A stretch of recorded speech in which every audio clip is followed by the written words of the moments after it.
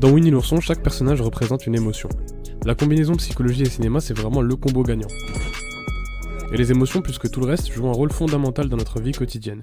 Elles influencent notre manière de percevoir, d'apprendre et même notre mémorisation. Et ça, Disney l'avait très bien compris. On le voit très bien dans leurs films qui ont toujours été hauts en couleurs et forts en émotions. Mais du coup, c'est quoi les émotions primaires ? Eh bien on parle de la joie, la colère, le dégoût, la peur, la tristesse et la surprise. Telles qu'elles ont été définies dans les années 70 par Paul Ekman, un psychologue américain et spécialiste dans l'étude des émotions qui a d'ailleurs travaillé en tant que consultant pour le film Vice Versa. Mais du coup si on s'intéresse un peu au personnage de Winnie l'ourson, on remarque que chacun d'entre eux illustre bien ces 6 émotions. Bourriquet par exemple représente la tristesse et en partie le dégoût aussi. Toujours mélancolique et déprimé, le personnage est tellement à plat tout le temps qu'il donnerait l'impression d'être sous antidépresseur.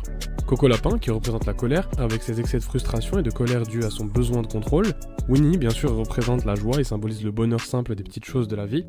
Tigrou aussi peut être perçu comme un symbole de joie, voire parfois de surprise même, mais ça c'est plutôt Porcinet qui illustre la peur mélangée à la surprise.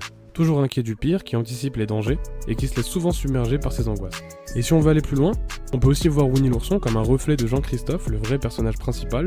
Tous ces personnages pourraient alors représenter différentes facettes de sa personnalité, un peu comme une sorte de projection de ses émotions et de sa pensée, pendant sa période de passage de l'enfance à l'adolescence.